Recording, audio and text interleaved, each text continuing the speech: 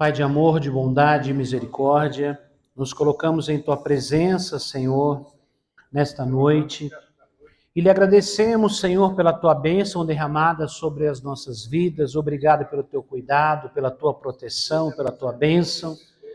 Obrigado por cada irmão que está aqui, por aqueles que estão a caminho, que vão estar conosco. Pai, em nome de Jesus, que nesta noite Teu Espírito Santo possa nos direcionar, possa nos abençoar, que o Teu Espírito Santo possa trazer a direção que o Senhor tem para nós hoje, com clareza. Pai, toda barreira, impedimento humano, diabólico, que não tenha poder neste lugar, mas que somente o poder do Teu Espírito Santo traga, Senhor, a direção, que nós possamos receber a Tua palavra e sermos abençoados em nome de Jesus. Amém e amém. Podem sentar, queridos. Meus irmãos, nós estamos estudando uma série chamada A Missão da Igreja. A semana passada, o pastor Nelson esteve ministrando aqui para vocês. Eu pedi para o pastor Nelson trazer a palavra aqui para nós, né? Para nós não, para vocês, né? Eu estava na semana passada numa cerimônia em homenagem ao Dia da Bíblia, representando a nossa igreja, a Casa da Bênção na Câmara Municipal.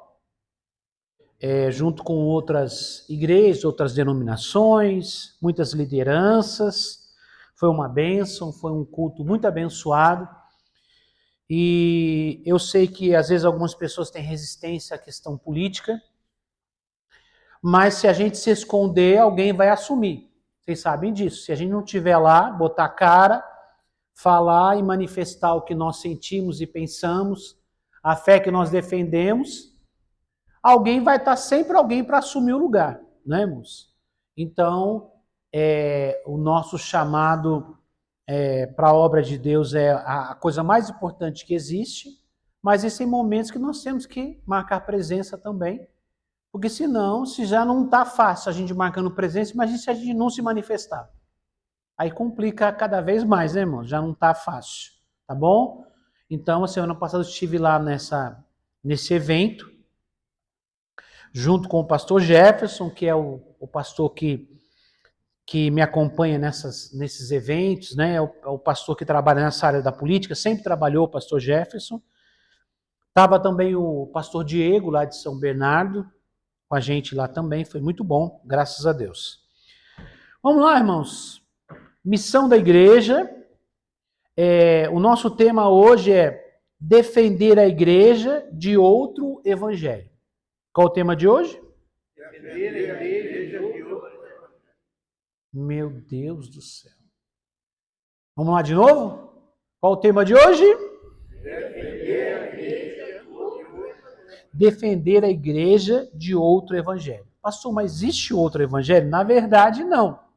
Mas, muitas vezes, isso acaba se manifestando como outro evangelho. A gente vai entender aqui no contexto da palavra de hoje.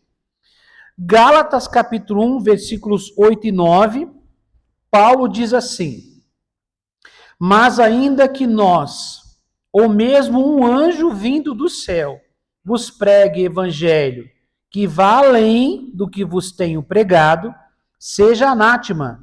Assim como já dissemos, e agora repito, se alguém vos prega evangelho que vá além daquele que recebestes, seja anátema. Numa outra versão disse, se alguém anuncia um outro evangelho, além do que vos tem anunciado, que seja anátema, a outra palavra seja maldito. Por que Paulo fala isso, irmãos? Porque a igreja da Galácia, que é os Gálatas, né, a igreja da Galácia, ela estava enfrentando uma crise. Vocês sabem que o apóstolo Paulo, ele ficava um tempo no local, depois ia para outro, começar um novo trabalho, deixava ali obreiros, às vezes da própria cidade, às vezes alguém que ele mesmo indicou de outro lugar, e continuava o seu trabalho missionário.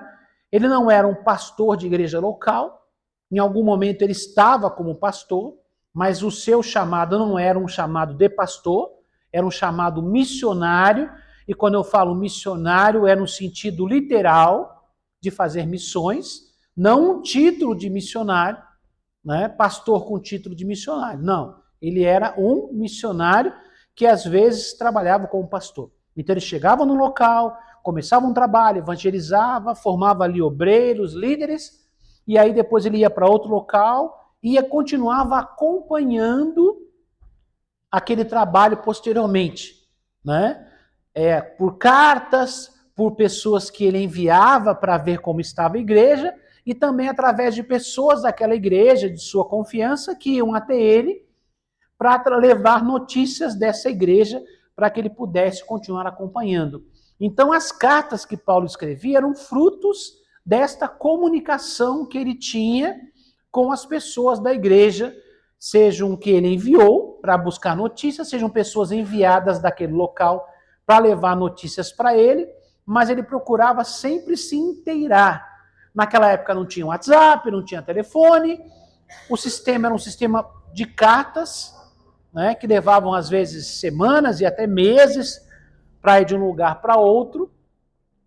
E essas cartas são muito preciosas para nós porque elas mostram a vida da igreja, a realidade da igreja, os problemas que a igreja tinha, as lutas, enfim, toda a realidade que cada igreja tinha. Paulo lidava com essas situações, aconselhava, né, chamava atenção, elogiava, dava conselhos sobre o que fazer. E normalmente Paulo, quando começava suas cartas, Paulo ele traçava um pouco do perfil daquela igreja e trazia algum tipo de elogio. Eu vejo a fé dos irmãos, eu vejo o esforço dos irmãos, né? Mas no caso desta carta de Paulo para Galácia, né, aos irmãos de lá de Gálatas, ele já entra dando uma bronca. Por quê, irmãos? Porque esses irmãos estavam se perdendo. Estavam o quê? Se perdendo, né? Eu coloquei aqui, Paulo escreve ao Gálatas em tom urgente e pastoral. O problema não era negar Jesus, mas acrescentar algo à fé. O que acontece, irmãos? Qual era o contexto histórico para que Paulo escrevesse isso para eles? É porque havia um grupo de judeus cristãos, judeus convertidos à fé cristã, e tinha um grupo que não, como é que eu posso dizer? Eles mantinham as tradições judaicas, mas crendo em Jesus. O que, de certa forma, era até aceitável para os judeus que viveram a vida toda dentro do judaísmo e depois receberam a Jesus. Então era compreensível, não vou dizer aceitável, compreensível. Então eles guardavam algumas tradições. Mas existia um grupo ainda um pouco mais radical. Esse grupo é desse que estamos falando aqui. Paulo vai combater os seus ensinamentos aqui. Esse grupo, ele começava a visitar as igrejas fora de Israel e exigir daquelas pessoas que não eram judeus que seguissem ritos judaicos. Por exemplo, a circuncisão. A circuncisão é uma aliança que Deus fez com Abraão e a nação de Israel, que era uma marca que eles estavam aliançados com Deus. Essa marca era para os judeus. Para os cristãos, a marca é o batismo nas águas. No ritual judaico, não era um batismo, era a circuncisão dos homens. Os meninos, a lei dizia que os meninos deveriam ser circuncidados, ainda muito pequenos, em sinal de aliança. Então essa era a aliança que Deus estabeleceu com Abraão, e essa aliança se perpetuou através da lei de Moisés.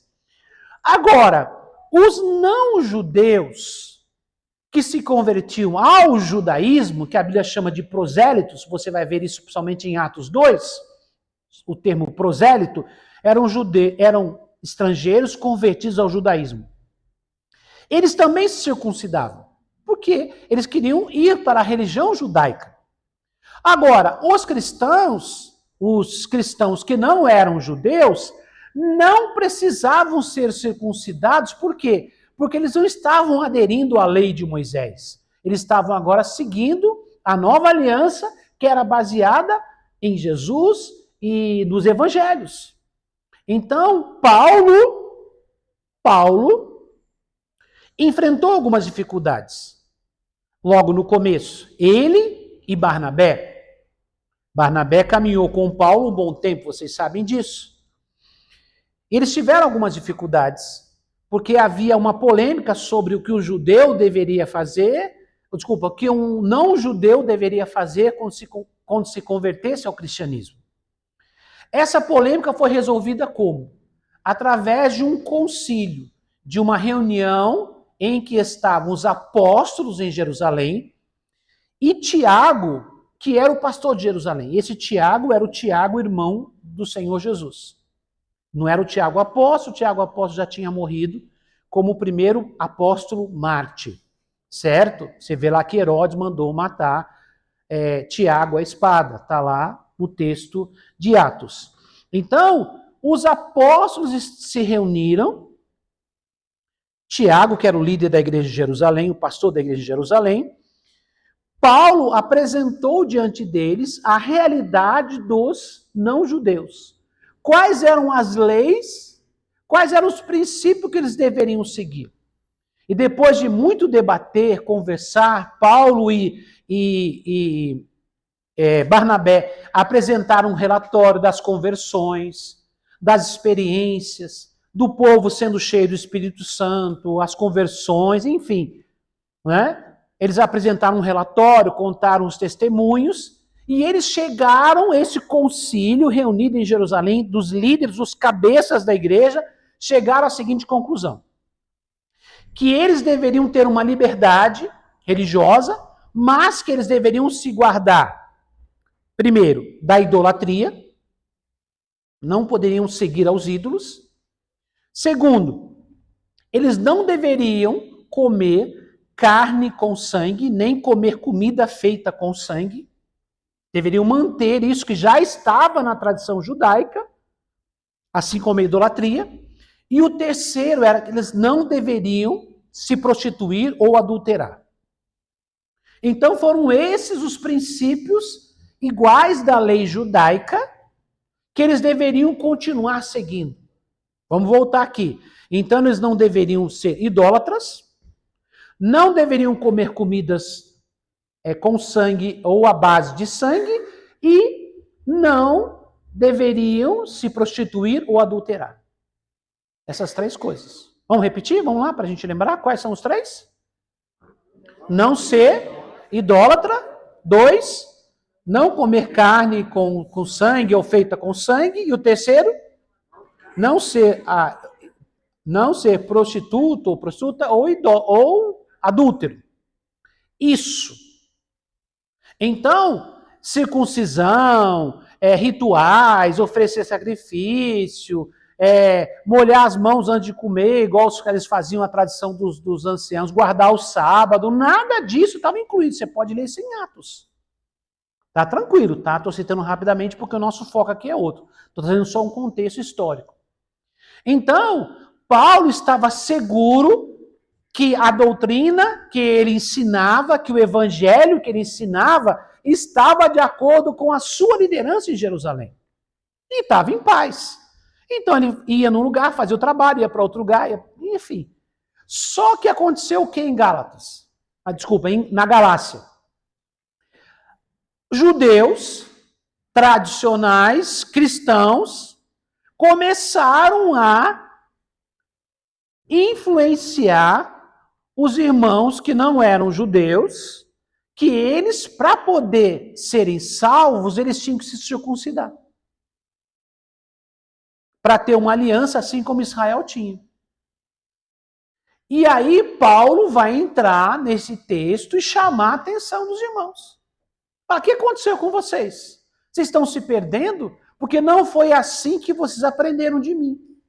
É por isso que Paulo fala, ainda que eu mesmo, ou um anjo do céu vos anuncie outro evangelho que seja anátema. Aí no 9, ele repete, Outra vez vos digo, quando ele faz a repetição é porque era algo muito importante. Então esse era o problema que estava acontecendo. E é nisso que eu quero chamar a sua atenção hoje. Uma parte da missão da igreja, quando fala missão, que é o trabalho da igreja como um todo, é preservar a pureza do evangelho sem contaminações. Vivemos tempos modernos, somos influenciados aí por muitas culturas, vivemos em países diferentes, vem influência de todos os lugares, nós temos que tomar cuidado para essas coisas não contaminarem a essência do evangelho. Não conduzirem a salvação de uma forma que a salvação não seja pela graça mais, mas seja pelo esforço humano, ou por rituais, enfim. Começar a inventar um monte de moda, porque esse é o objetivo de Satanás. Ele quer tirar a graça, o favor de Deus para conosco e colocar mais alguma coisa. Assim como ele fez com a Igreja Católica, que se perdeu, nós já estudamos aqui durante algumas semanas, não vou me alongar nisso, mas a salvação na Igreja Católica já não era mais pela fé. Foi por isso que a reforma protestante de Martinho Lutero vinha como base a salvação pela fé. Porque a salvação não era pela fé, a salvação era por fazer parte daquela igreja, ou por cumprir certos rituais. E hoje não é diferente. A salvação é porque você pertence àquela igreja, a salvação é porque você faz boas obras, na linguagem deles você faz caridade. Não é assim, não? Inclusive, em muitos momentos eles traduzem a palavra amor por caridade. Vocês já leram uma Bíblia católica, não? Já leram? Lá em 1 Coríntios 13, eles falam, várias vezes o amor é traduzido como caridade. Pastor, mas no amor não tem caridade? Tem, mas não é só caridade. É você reduzir o amor à obra social. Né? Então você percebe que muita gente está confiando. A semana passada eu conversei com uma católica praticante e a conversa toda dela era, eu ajudo as pessoas, a gente tem que ser uma alma caridosa. A conversa toda em cima da alma caridosa. Então a confiança não está em Jesus salvando, está no que eu faço. Aí já não é mais graça. É porque eu fiz alguma coisa. Pastor, mas quem é salvo não tem que fazer nada? Não, mano. Depois que eu sou mudado, eu faço. Não mais para ser salvo. É porque eu sou uma pessoa diferente. Eu não faço para ser salvo. Eu faço porque eu sou uma nova criatura, então eu tenho amor, então eu ajudo as pessoas. Mas não ajudo para ser salvo. Essa é a diferença. Avançando aqui, quero ler esse texto e a argumentação de Paulo. Tá bom? Diz assim, primeiro, o evangelho não pode ser modificado. Vamos falar juntos? O evangelho não pode ser modificado. Ainda que nós mesmos, ou mesmo um anjo vindo do céu. A autoridade do evangelho está acima de líderes, experiências ou revelações. E vou repetir, a autoridade do evangelho está acima de líderes, experiências ou revelações. Então, irmãos, acima de líderes quer dizer o quê? Não importa o título que eu tenha, ou se eu sou um líder proeminente, conhecido, se eu tenho 1.000, 10.000, 1 milhão de seguidores, pessoas, eu não posso pregar um evangelho que eu acho que é. Eu não posso modificar um texto bíblico, eu não posso alterar um texto bíblico, eu não posso tirar algo da Bíblia e também não posso acrescentar algo na Bíblia. Mas muita gente faz isso. Por quê? Porque ele usa a sua autoridade para impor algo. Não é o que a Igreja Católica fez? O Papa é infalível. E aí, de vez em quando, eles fazem lá alguma carta, algum texto do Papa, e ele fala tal coisa. Às vezes aquilo é contrário ao que diz a Bíblia. Mas foi o Papa que falou, então pode. Muitas igrejas evangélicas também têm isso. O líder fala, ninguém questiona. Mas, irmãos, a autoridade máxima na igreja não é o líder. A autoridade máxima como pessoa é Jesus. E qual é a autoridade máxima de referência? É a Bíblia Sagrada. Não é o que eu escrevo, não é um livro que eu escrevi, um texto, uma pregação que eu fiz. A autoridade principal da igreja é a palavra de Deus. Qualquer coisa que for dita fora da palavra deve ser questionado. Quando Paulo evangelizava nas suas missões, ele chegou num lugar chamado Bereia, uma região na Ásia.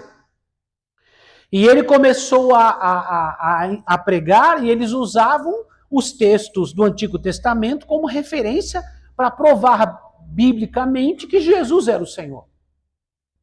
E os bereanos, antes de aceitar e concordar, falaram, não, peraí, vamos conferir os textos primeiro.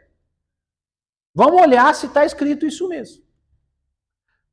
Aí Paulo ficou chateado, ficou magoado, chorou, rogou praga nos irmãos de Bereia, foi embora e nunca mais voltou. Foi assim ou não?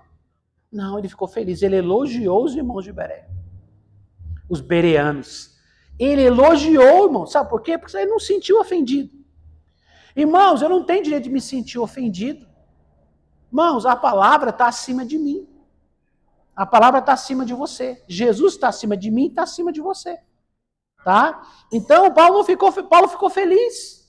Irmão, só fica ofendido quem está fazendo coisa errada. Aí a ofensa é uma forma de causar um impacto na vida da outra pessoa. Eu não queria ferir tal pessoa, não queria magoar. Nossa, aí a pessoa deixa de perguntar, porque a fulano ficou ofendido. Irmão, você tem direito de perguntar. Por quê? Se está na Bíblia, mostra na Bíblia. Ué, e acabou a conversa. Agora eu vou ficar ofendido porque não está na Bíblia? Ué, se é igreja, a base é a Bíblia Sagrada. A nossa fé é baseada na onde? Na Bíblia Sagrada. Então, se eu pregar algo que não tenha contexto bíblico, você tem direito de me questionar. Mas você é o pastor. Ué? Já ensinei isso para vocês, vou falar mais uma vez. Aprendam isso. Tá?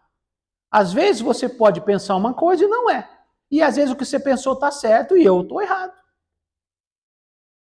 Para evitar problemas, o que a gente faz? Você fala, pastor, depois eu queria conversar com o senhor. Terminou a reunião, fala, pastor, podia conversar com o senhor? Pode. Vamos marcar um dia, vamos conversar? Quer conversar agora? Pastor, você falou tal coisa aqui, eu não entendi direito. Aí eu vou te explicar. Se eu tiver errado, eu reconheço, falo, desculpa, eu errei, eu me excedi, falei algo, não me perdoe, se for alguma coisa mais, eu tenho que falar para quem estava na reunião, gente, eu falei uma bobagem aqui, eu quero consertar isso aqui. Agora, se eu tiver certo, está na Bíblia, eu vou mostrar para você e você vai ouvir, a gente não vai brigar, não vai se desentender, eu não quero que você fique ofendido e eu também não vou me sentir ofendido, eu vou ficar feliz que você é uma pessoa que quer aprender mais, sem problema nenhum, já ensinei, não faça isso no meio de uma reunião publicamente, porque aí você pode ferir a autoridade espiritual, aí pode criar um problema. Porque uma pessoa ouve aquilo, mas depois ela não vai parar e sentar junto com eu e você para poder ouvir a minha resposta. Aí ela vai entender errado, pode se escandalizar, pode ter uma interpretação errada, e aí você podia ter entendido errado, eu te explico, a gente fica em paz e aquela pessoa fica com a cabeça complicada. Então, se você tiver uma dúvida, meu conselho para você, não sai falando para os outros. Aí passou falando um negócio esquisito. O que vai mudar na sua vida? Nada. Você tem um líder? Pergunte para ele. Ou então, se você quiser perguntar diretamente para mim, eu te dou essa liberdade. Pergunte. Sem problema nenhum. A gente conversa, a gente senta e explica para não haver nenhuma dificuldade. O que não pode acontecer é você sair daqui pensando assim, nossa, o pastor não está pregando nada do que tem na Bíblia. Não, mano. Eu tenho que te ajudar. A Bíblia é a nossa referência. Não vou ficar ofendido, tá? Não vou ficar chateado não, irmãos. Tá? Porque não é por mim que vocês estão aqui, é por causa de Jesus. Tá? Então não sou essa Coca-Cola no deserto, irmãos. Tá? Jesus que é a pessoa importante. Então não tem nem direito de ficar ofendido. Eu fico feliz quando alguém quer aprender mais e quer entender. Logicamente, existe gente criador de caso. A gente vai descobrindo com o tempo. Tem gente que é criador de caso. Qualquer coisa que você falar, ele vai criar uma polêmica. Eu conheci numa igreja que eu fui pastor, que se você respirasse no meio do versículo, falava, ó, pastor, você falou isso aí, mas não tinha vírgula aí não. O texto não tinha vírgula aí não. Criador de caso. É diferente. Mas quando você tem uma dúvida, uma questão importante, a gente vai te ajudar com toda certeza. Então, irmãos, a igreja de Bereia era uma igreja que questionava, falava, peraí, vamos olhar no texto. Ah, diz isso mesmo. E todos abraçaram o evangelho com Paulo, sem problema. Paulo não ficou ofendido, tratou com carinho os irmãos se converteram, se tornaram guardiões da palavra de Deus. Olha que coisa linda, irmãos. Defensores da palavra. Maravilha, sem problema nenhum, tá? Então aqui, irmãos, primeiro, a autoridade do evangelho está acima dos líderes. Então o evangelho é maior do que eu, do que qualquer outro pastor, do que o bispo, do que os bispos, do que o apóstolo. A palavra de Deus está acima de qualquer um de nós. Fala amém. Outra coisa, experiências. O que são experiências? Às vezes, irmãos, Deus faz com que alguém viva uma experiência com Ele, para Ele, tá? Essa experiência, às vezes, ela é real, é verdadeira, mas é para você. Como assim para mim? Por exemplo, Paulo fala que sobre os solteiros que têm tempo para servir ao Senhor com mais dedicação que os casados. Ele fala assim, eu gostaria que todos fossem como eu, que não me casei, mas não deve ser proibido ninguém de casar. Você percebeu que ele teve uma experiência com Deus para ele continuar solteiro. Mas ele não falou, não, agora todo mundo vai ficar solteiro na igreja. Não pode virar uma doutrina, como fizeram na igreja católica.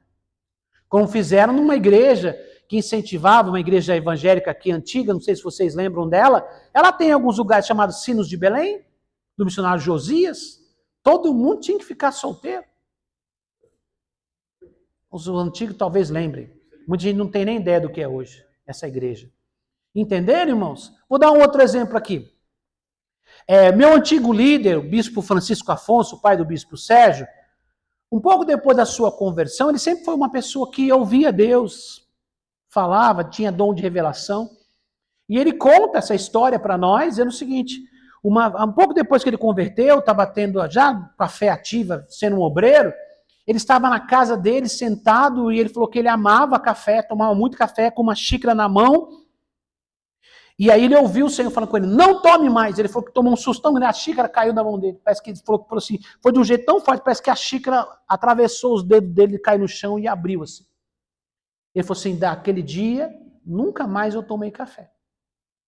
Mas ele nunca proibiu a gente tomar café. A gente ia na casa dele. Eu já fiquei na casa dele. Uma época que eu fiquei doente, fui tratado na casa dele, fiquei lá 40 dias, ele cuidando da família dele, eles cuidando de mim. Ia lá direto, dormia lá, sempre tive muita intimidade e liberdade com eles. Chegava lá, falava, dá um café aí pra mim, a gente pedia. Faz um café aí pra gente aí, vamos fazer um café? Tomava café. Mas ele não tomava, não proibia os filhos de tomar, não proibia a esposa de tomar, não proibia os pastores, nem os obreiros. Porque Deus falou para ele não tomar café. Por quê? Não sei, talvez o café fizesse mal para ele. Era uma experiência dele. Uma revelação para quem? Para ele. Mas eu não posso transformar isso em doutrina. Entenderam, irmãos? Porque o evangelho não diz, não tomarás café. Tem ou não? Não. Ainda bem, Senhor. Se tivesse, a gente teria que deixar de lado. Sim ou não? Sim, mas tudo bem. Outra coisa aqui, irmãos. Ou revelações. Às vezes alguém tem uma revelação. E a revelação não está acima do evangelho. Nós temos uma seita, uma igreja, muito conhecida no mundo todo. Aqui no Brasil ela tem muitas, mas ela é de origem americana. Né? Nos Estados Unidos, tinha um obreiro, um crente, muito dedicado, muito fervoroso, muita fé, que frequentava a igreja, né? Participava da igreja. Ele começou a ter umas dificuldades lá, uns entendimentos, e aí ele resolveu se isolar. Não vou mais muito na igreja, vou ficar orando em casa. Né? Naquela época não tinha esse termo, né? Os desigrejados. Mas ele se tornou praticamente um desigrejado. Ele orava, e uma vez ele estava orando, ele foi para o monte, começou a orar, E ele teve uma revelação. Aí ele viu que um anjo vinha e trazia para ele tábuas, como se fossem as leis de Moisés. Só que essas tábuas eram de ouro. De Moisés era de pedra. A dele era, o anjo chamava Moroni. E o anjo trouxe e falou assim, esse aqui é um novo evangelho. E aí ele começou a escrever um livro e fundou uma religião chamada os Santos dos Últimos Dias, popularmente conhecido como Mormons. Então, se você já foi à igreja Mormon ou conhece alguém da igreja Mormon, você sabe que lá eles têm a Bíblia e tem o livro dos Mormons. Então, eles usam muitas vezes o livro dos Mormons como um livro no mesmo padrão de Bíblia.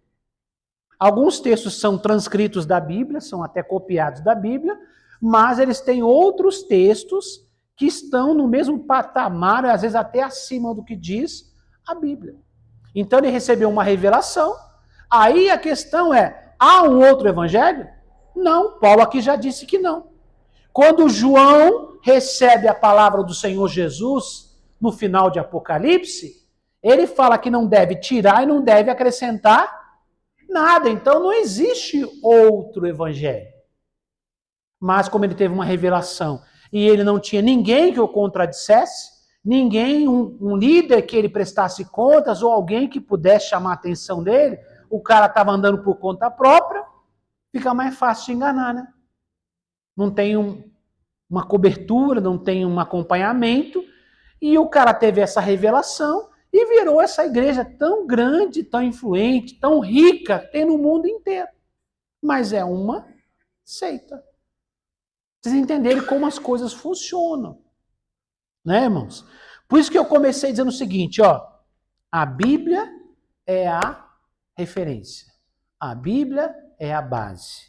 Não podemos usar nossa autoridade ou uma experiência pessoal ou uma revelação para contradizer, para acrescentar ou para tirar ou para tentar mudar alguma coisa da Bíblia Sagrada. Tá? Vamos lá. Outro ponto aqui. O evangelho não pertence à igreja. A igreja pertence ao evangelho. Essa frase é muito boa. Por quê, irmãos? Porque o evangelho não pertence a, quer dizer, não é uma coisa da igreja. A igreja é que pertence à igreja, só existe por causa do evangelho. O evangelho é a verdade do reino, a verdade de Deus. Por isso que existe igreja, é por causa do evangelho.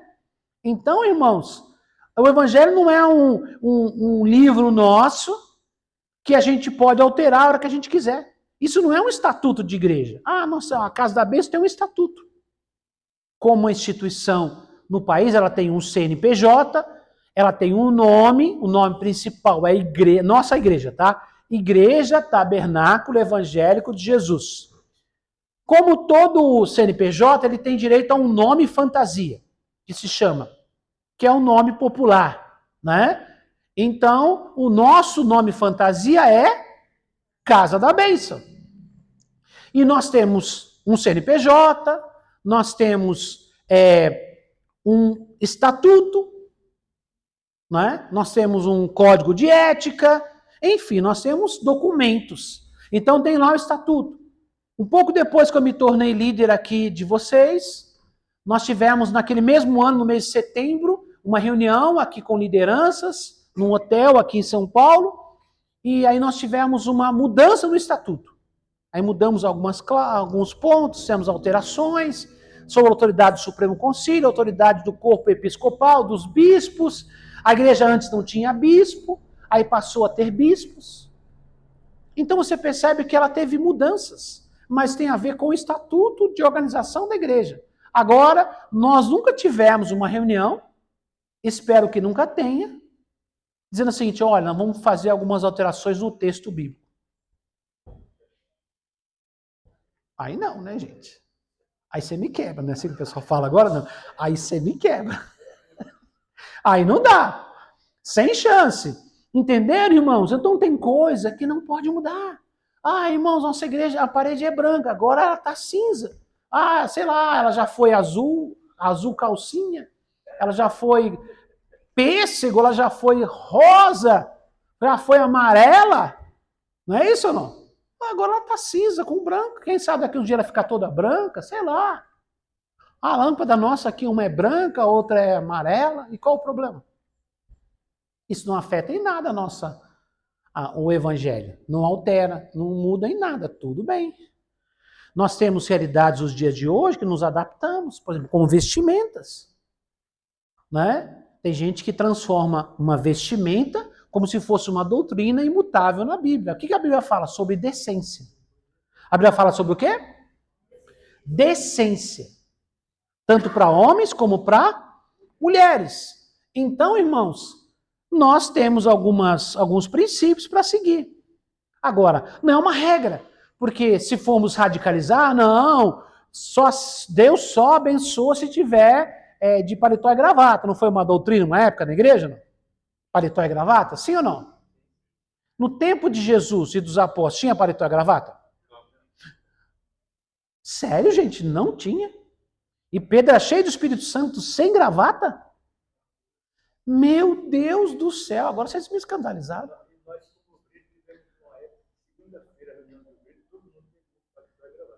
Sim. Irmãos, eu até entendo que a questão do paletó e gravata era uma questão de usar uma roupa que, para uma época, era uma roupa que mostrava um respeito, uma excelência, para um momento. Para aquele momento, quem estava vestido de paletó e gravata estava bem vestido. E a gente entende o conceito de eu estar bem vestido para estar na casa de Deus. Não está tudo bagunçado, todo zoado. Mas os costumes mudam. Assim como na época de Jesus as pessoas usavam vestimenta, eram vestidos com sandália, não é isso? Depois foi mudando e as roupas mudam. Agora, o que não muda é o quê? A decência, o respeito, essas coisas não mudam.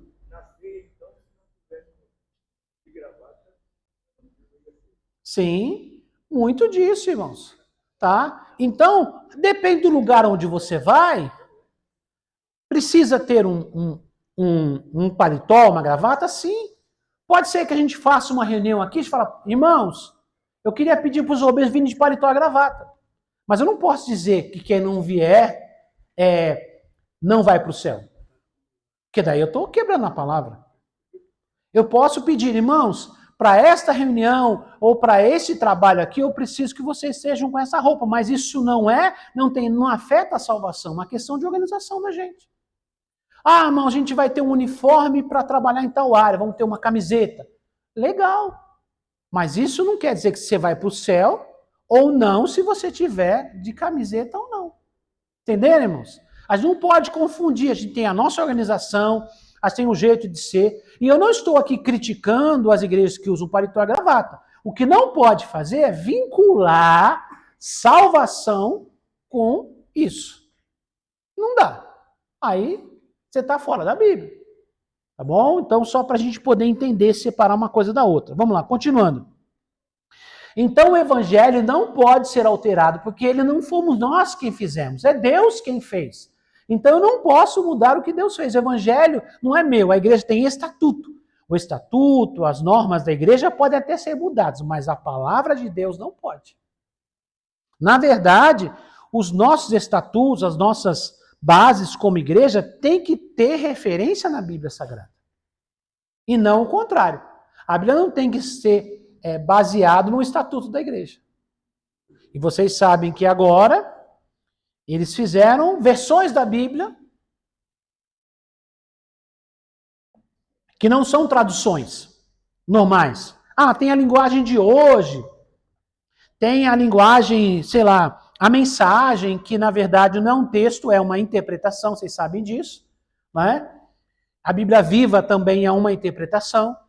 Agora, Bíblia ARA, ARC, NVI, NTLH, são versões com linguagem mais acessível, linguagem mais tradicional, tudo bem.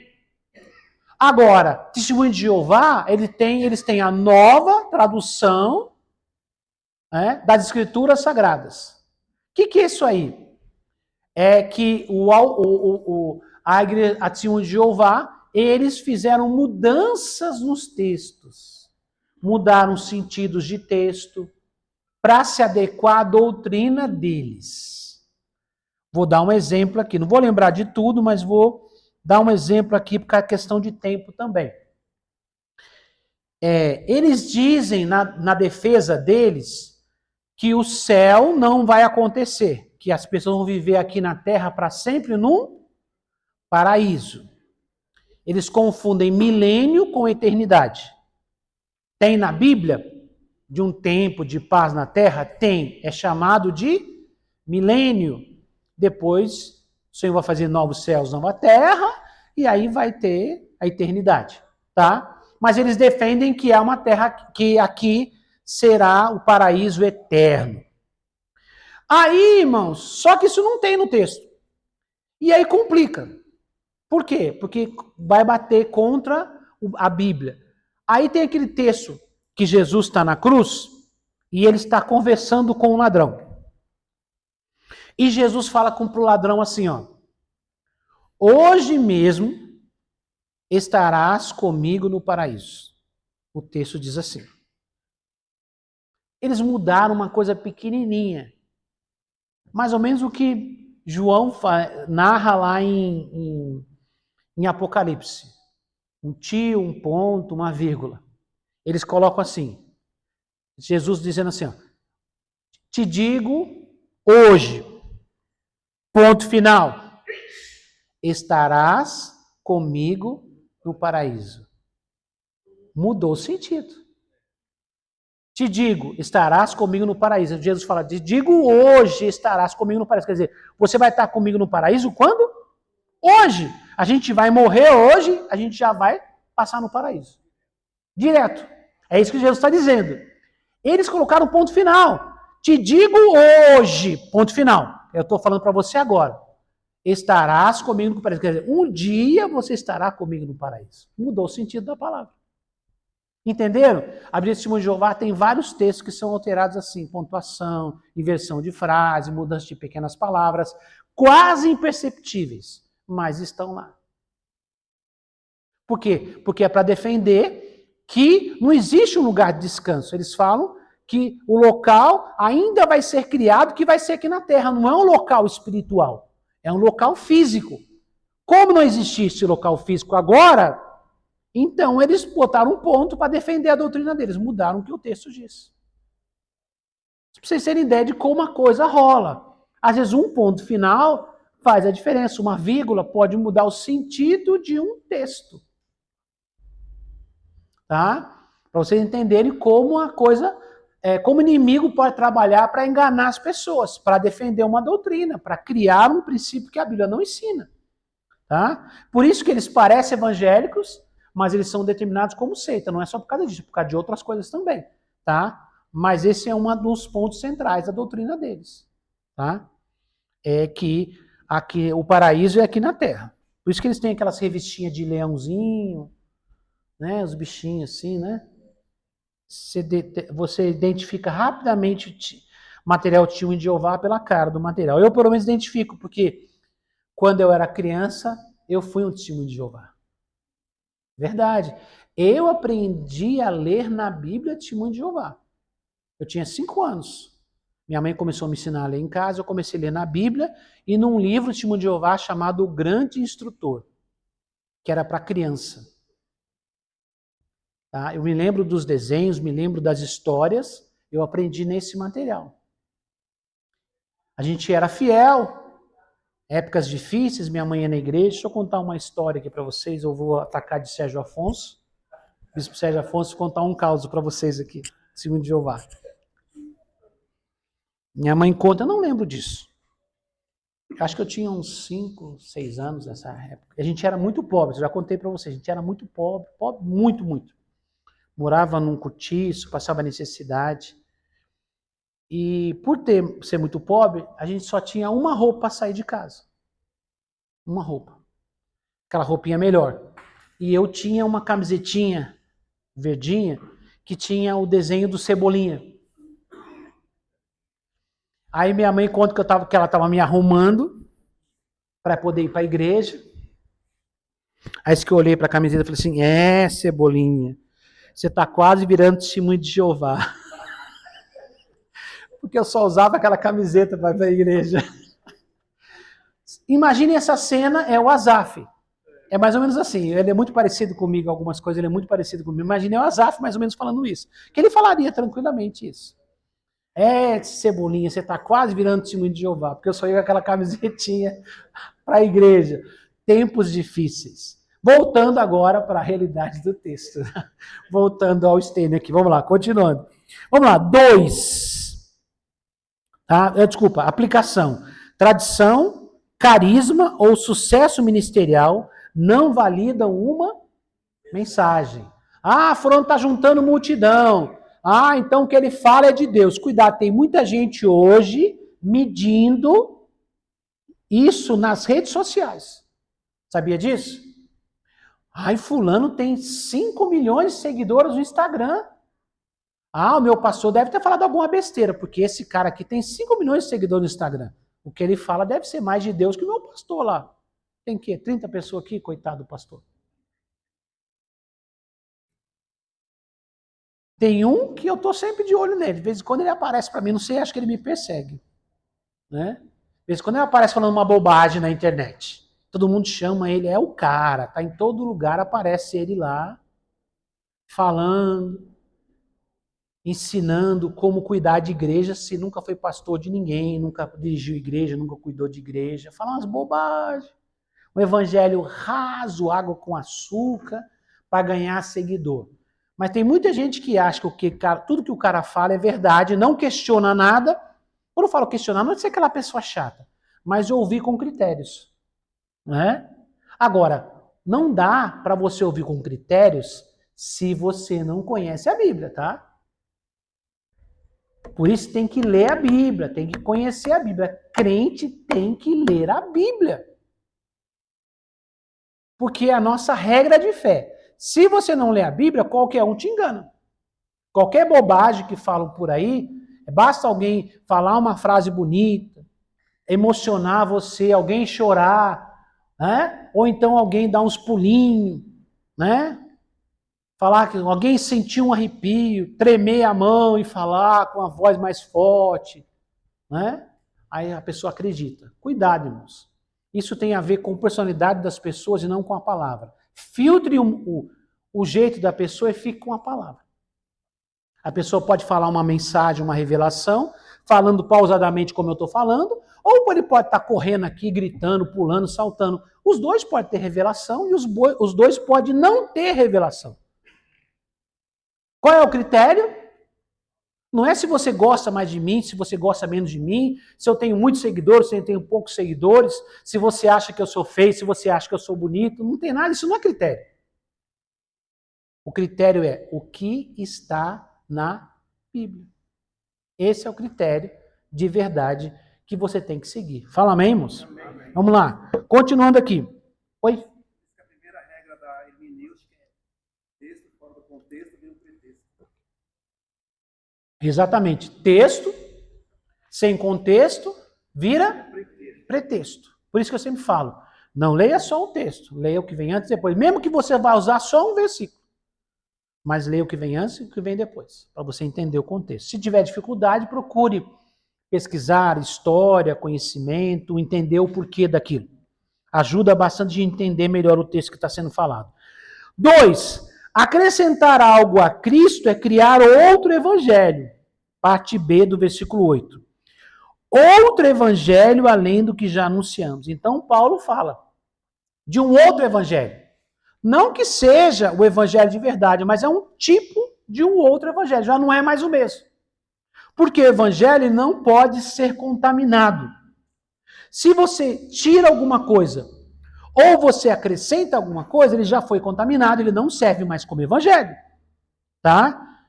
Eu falei de doutrinas, de colocar outro livro no padrão do evangelho, ou uma revelação, como na Igreja Católica, cartas do Papa, textos de concílios, ou como dos Mormons, um outro livro sagrado, como o livro dos Mormons, ou alterações de texto, como eu citei para vocês, dos Testemunhos de Jeová.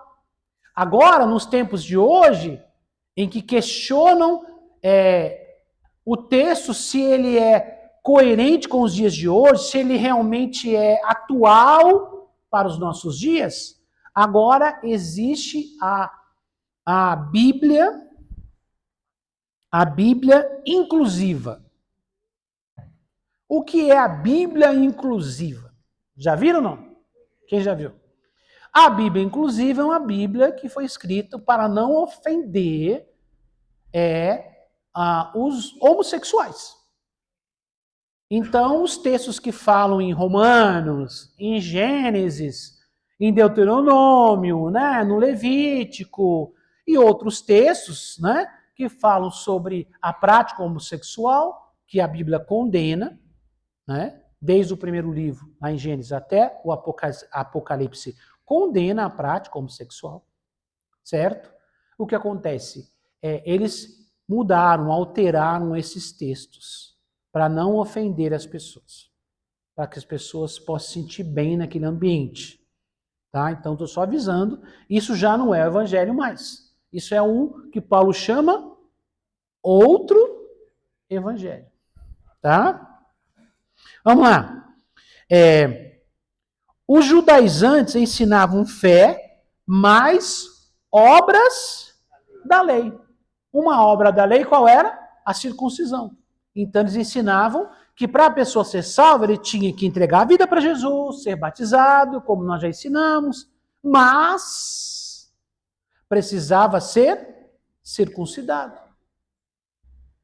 E aí já não é mais o evangelho, acrescentou alguma coisa.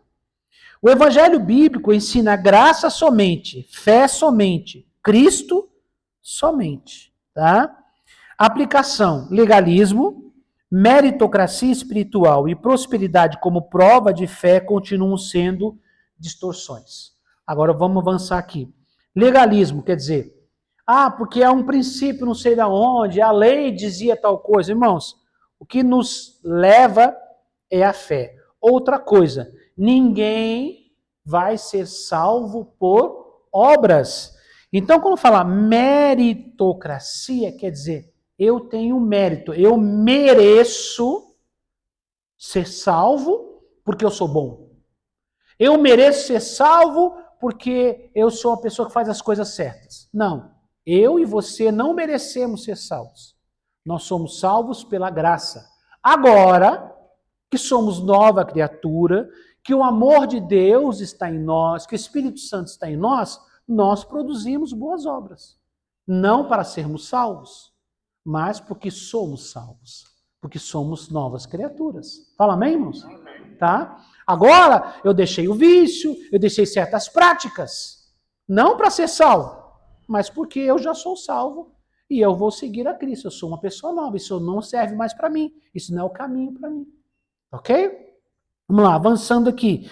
E disse, e prosperidade como prova de fé continuam sendo distorções. Agora nós estou citando outro caso, que para muita gente é citado como a teologia da prosperidade. O que é a teologia da prosperidade? A teologia da prosperidade ensina muitas coisas que são legais, são bíblicas, mas ensina que a prova de que Deus está com você é que você tem que prosperar. Isso não está na Bíblia. Deus diz que pode prosperar as pessoas, sim ou não? Deus diz que quer prosperar as pessoas. Mas não diz que a prova de que você é salvo é que você tem que prosperar. Em nenhum lugar. Então isso acaba levando as pessoas a um fardo. Porque, irmãos, a Bíblia diz que Deus dá medida de fé e de prosperidade para as pessoas de acordo com o que Ele conhece essas pessoas. Porque dinheiro para um é uma bênção e para outro é maldição. E como é que a gente vai saber disso? Entenderam? Então, em algum momento, Deus me protege. Porque se aquele bem vier para mim, aquilo pode me fazer mais mal do que bem. Então é melhor ficar do jeito que eu estou. Não que Deus não possa me prosperar. Não é que eu não tenha fé para ser próspero. É porque aquilo vai me atrapalhar de alguma forma. Então Deus vai cuidar de mim. Deus vai me sustentar. Deus vai cuidar para que eu não tenha necessidade. Mas o suficiente para eu viver uma vida digna. Isso é uma promessa bíblica. Pastor, Mas Deus não fala que pode prosperar abundantemente? Sim. Mas Jesus também falou que sempre haveria pobre entre vocês. Ou não falou? Está na Bíblia ou não está? Ué, eu não estou inventando Bíblia, irmãos. Eu não estou inventando, estou dizendo o que está na Bíblia. Nós cremos na prosperidade bíblica, sim ou não? Sim. Cremos que Deus abençoa? Cremos que Deus prospera? Sim, claro que cremos. Preste atenção. Mas você não pode usar a prosperidade como medida se você é de Deus ou se você não é. Se você é salvo ou se você não é. Porque Paulo mesmo fala em Filipenses, quando Paulo fala assim, posso todas as coisas naquele que me fortalece, ele está dizendo, olha, posso ter muito, em abundância, mas posso ter muito pouco. Ele posso passar por grandes lutas, posso estar em paz, posso estar bem, posso todas as coisas naquele que me fortalece. Então, irmãos, há um equilíbrio nisso. Domingo eu não trouxe uma palavra dizendo não semeie com intenções egoístas. Não semeie com intenções egoístas. Percebeu, irmão, como é o coração humano? Tem coisas que se você tiver um avanço demais, para você faz mal. Aquilo é sua área de risco. Aquilo começa a acender uma luzinha vermelha. Para outros, não. Então a gente ora por provisão? Ora. A gente semeia provisão? Sim. Para alguns, Deus vai dar provisão diária. O que é provisão diária? Como a provisão que Deus deu para a viúva no tempo de seca. Aquela provisão que todo dia tinha mantimento. Sim ou não? Aquela mulher todo dia tinha um pouco de farinha e um pouco de azeite. Ela ficou por cerca de 2 anos com um pouquinho de farinha e um pouquinho de azeite. Todo dia tinha a farinha e tinha azeite. Se fosse juntar tudo para 2 anos, quantos sacos de farinha teria? Quantos tonéis de azeite ela teria? Mas Deus decidiu fazer o quê? Dar todo dia o necessário para aquele dia. Ali também pertinho nós temos um outro texto que mostra aquela mulher que estava endividada, que o marido tinha morrido, sim ou não? E ela não tinha como pagar e não tinha como viver. E chegaram lá e queriam levar seus filhos como escravo. Ela correu até o homem de Deus e falou, o que eu faço? O que o homem disse? O que você tem na sua casa? Ah, não tenho nada, não. Quer dizer, só tenho um pouco de azeite. Faz o quê? Pega, fala com os vizinhos, com os amigos, junta as vasilhas de azeite e coloca na sua casa, fecha a porta, você e seus filhos, e começa a derramar azeite dentro das vasilhas. Ela derramava azeite, aquela vasilha enchia, derramava azeite, a outra enchia, até o momento que acabou. Encheu a casa dela de vasilhas cheias de azeite. Ela voltou no homem de Deus, o homem falou assim, agora você faz o quê? Vende, paga a dívida e vive do resto. Então havia abundância. Perceberam? É a mesma Bíblia. E porque para uma todo dia teve um pouquinho e para outra teve uma necessidade, uma coisa mais, num volume maior. Por isso que é importante você conhecer a Bíblia, para você não ficar extremista, para você não ser radical. Então cuidado, irmãos. Não meça se alguém é mais de Deus porque ele tem mais dinheiro ou tem menos dinheiro. Tá? Alguém é salvo, não é? A pessoa não crê, a pessoa crê, mas para Deus, Deus entende que para ele é suficiente. E eu vou dizer para você, vou entrar numa área pesada agora, talvez vocês fiquem até chateados comigo. Às vezes você precisa ter mais fé para não ter dinheiro do que para ter. Porque fé para ter mais é bom, precisa ter, tem. Mas e se você tiver só o básico? Você vai continuar tendo fé?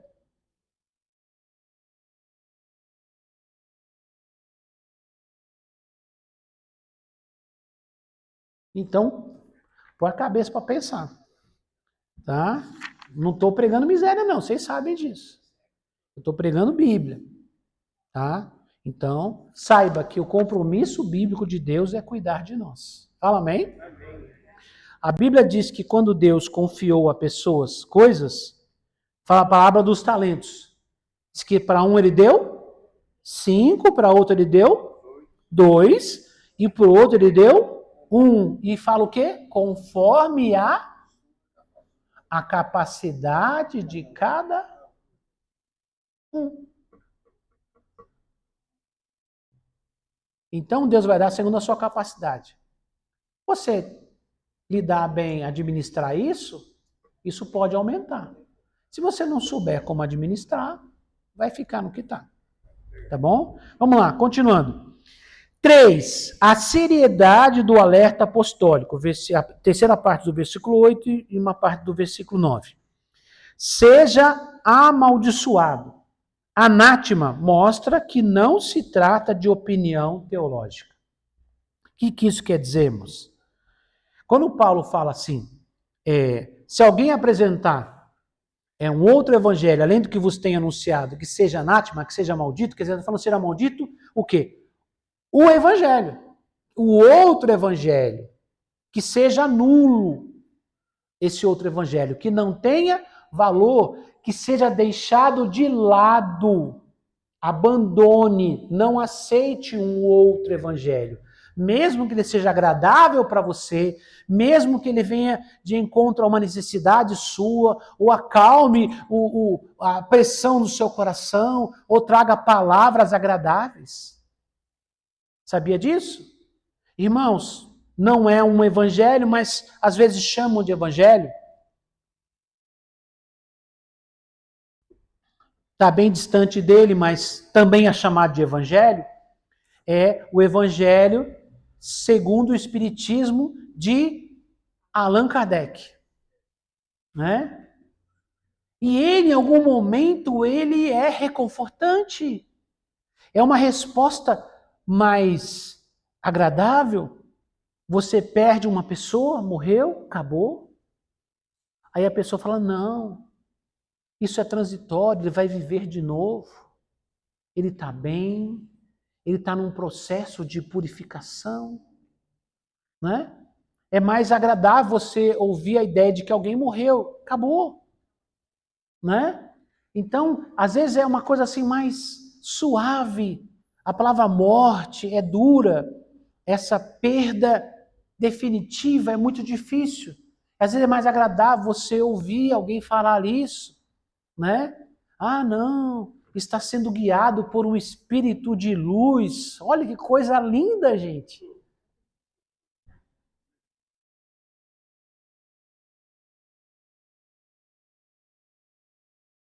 Então, às vezes, nós queremos algo que nos conforte. Pastor, tem algo contra o conforto? Não, de vez em quando nós precisamos realmente de uma palavra de conforto. Mas, às vezes, para a gente viver o conforto, tem que haver o confronto. Parecido, mas não é igual. Todo o tempo é confronto, pastor? Não, senão a gente não aguenta. Tem gente que o tempo todo é só confronto. Não, pelo amor de Deus, ninguém aguenta. A gente é ser humano. Tem hora que a gente precisa de confronto? Sim. E tem hora que nós precisamos de conforto. Né? Conforto. Então, há momentos como o Salmo 23 fala disso, né? Que o Senhor nos conduz por verdes pastos, águas tranquilas. Não é isso? Mas também fala que eu vou andar pelo vale da sombra da morte. Aí passou essa parte, eu não gostei. Mas é verdade, irmãos. Não existe um mundo só de coisas difíceis e ruins. Ai, o crente passa a luta o tempo todo, é aquela pressão. Tem gente que nem dorme direito com aquela coisa toda. Não, irmãos. O crente também tem que ter um momento de alegria, de paz. Crente tem que curtir a família. De vez em quando tem que passear. Fala mesmo.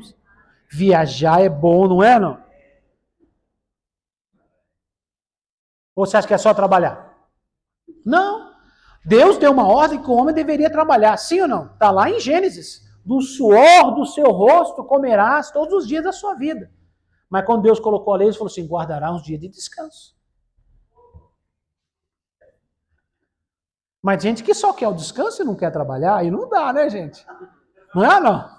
Vocês entenderam, irmãos, os extremos, como fazem mal? Então, há um equilíbrio. Então, a palavra de Deus, em algum momento, ela nos conforta, mas tem hora que a gente não precisa de conforto, a gente precisa de confronto.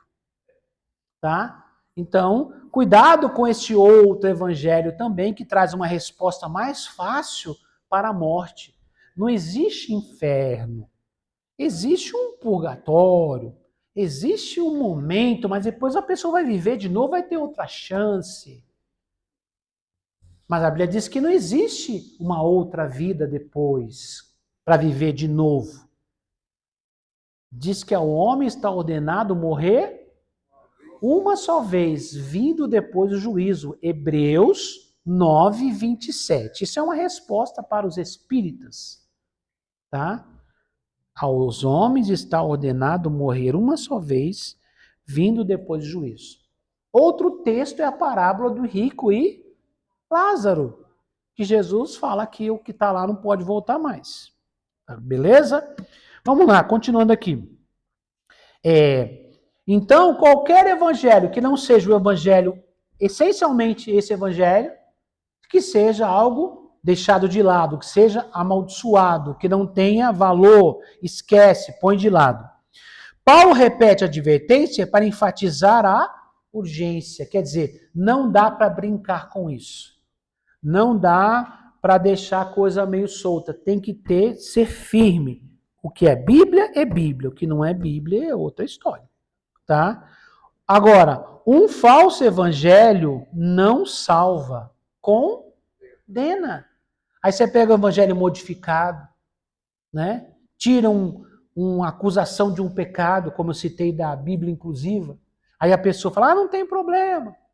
Aí recebe condenação, porque lá diz, em alguns textos, em Apocalipse, né, o texto fala sobre o mentiroso, fala sobre o adúltero e fala sobre o homossexual, que tem condenação. Não é só o homossexual, aí preconceito comigo. Não. O mentiroso está lá. O adúltero está lá. Entenderam, irmãos? Mas toma como se fosse a vítima. Aí, cuidado. Evangelho mudado não salva. Ele traz condenação. Aplicação. Amor verdadeiro protege a igreja do erro. O que isso quer dizer, irmãos? Um amor verdadeiro é aquele amor que diz a verdade para proteger a igreja do erro. Então, muitas vezes nos parece muito mais confortável não dizer uma verdade para não ofender, para não ferir, para manter um amigo, para manter pessoas perto da gente, né, para ser uma pessoa legal. Eu já falei, irmãos, você não precisa ser mal educado, grosseiro, para dizer a verdade. Mas a verdade tem que ser dita. Tá? Há momento para dizer a verdade? Claro que existe. Jesus não saiu xingando todo mundo e amaldiçoando todo mundo para o inferno, ou disse. Não, ele não fez assim. Mas em alguns momentos ele, quando veio ali a mulher pecadora, a mulher acusada de adultério, ele trouxe aquele momento ali, aquela mulher foi acusada, ele não deixou, entre aspas, né, que aqueles homens a apedrejassem, e ele perguntou, mulher, onde estão os teus acusadores? Ah, não sei, senhor, foram todos embora. Falou, eu também não te condeno. Vai e peques mais, é isso ou não? Ah, desculpa, faltou um pedacinho. Mas o que é um... A gente não pode usar a palavra não, pastor Dario. Jesus falou assim, vai e não peques mais. Primeiro ele manifestou amor, mas depois ele declarou a verdade. Entenderam, irmãos? Então não estou dizendo que você tem que chegar acusando, brigando, maltratando. Demonstre amor, carinho, aproxime as pessoas. Mas existe um momento certo para você dizer a verdade para ele. Não esconda a verdade para poder ser amigo das pessoas. Mas também não tem que ser acusador, grosseiro. O papel de acusador é do diabo, não é o seu, nem o meu. Cuidado, tá? Vamos lá, continuando. Conclusão. O evangelho não precisa ser atualizado, apenas anunciado fielmente, né? Nós temos um amigo conhecido na internet, amigo entre aspas, claro, leia-se entre aspas, que é um pastor batista, muito conhecido aqui em São Paulo, de uma igreja muito grande aqui em São Paulo. E algum tempo atrás disse que a Bíblia precisava ser atualizada. E quando eu falo atualizada, não é uma linguagem mais fácil de entender. É que ele estava dizendo que Jesus não ia condenar ninguém. Primeiro ele começou a defender os homossexuais. E por último, não sei se vocês acompanharam, ele apareceu de novo na mídia, virou polêmica de novo, dizendo que ele não crê num Deus que condena, que manda as pessoas para o inferno. É o mesmo pastor. É isso aí, gente. Como diz, quem tem boca fala o que quer, né, gente? E cada um vai dar conta do que vai falar. Jesus fala, pelas suas palavras será justificado, ou pelas suas palavras você vai ser condenado. Então, a gente tem que ficar esperto, né? Então, irmãos, a palavra não precisa ser atualizada. A palavra é atual. Billy Graham dizia sempre que o evangelho é a palavra mais atual. É como se você lesse o jornal que foi editado hoje. Ele está sempre atual. Está sempre no momento certo. Cristo é suficiente para salvar totalmente o pecador. Quer dizer, não precisa de Jesus mais alguma coisa, como estava ensinando aqueles judeus para os irmãos da Galácia. Tem que batizar, mas tem que ser circuncidado também. Não, Jesus é suficiente para a nossa salvação. Apelo. Examinar se a nossa fé descansa somente na obra de Cristo.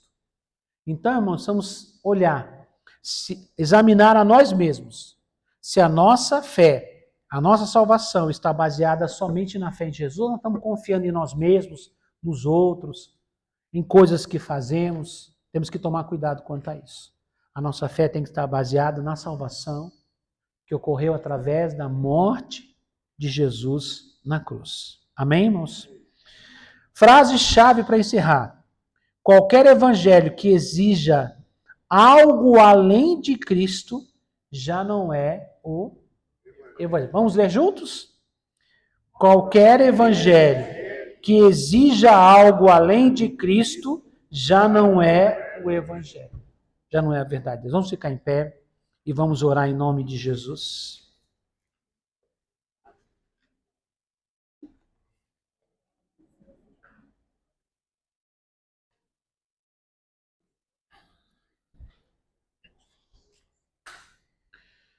Pai querido, nos colocamos em Tua presença, Senhor, nesta noite. E lhe pedimos, Senhor, que tenha misericórdia de nós. Nos perdoe, Senhor, porque tantas vezes nós temos pensado, sentido, ouvido vozes à nossa volta, influências, Senhor, externas, nos levando a duvidar da simplicidade do Evangelho, crendo que precisamos de algo a mais para sermos salvos, além da Tua morte, do Teu sangue precioso, Senhor. Jesus, perdoe. Quando procuramos um Evangelho mais confortável, algo que nos conforte, algo que não nos confronte, algo que seja mais leve para carregarmos, Senhor. Tenha compaixão de nós. Nos livre, Senhor, das más influências, das mentiras, dos enganos, Senhor, do falso evangelho. Nos livre, Senhor, de uma vida sem compromisso, Pai, sem conhecer a Tua verdade.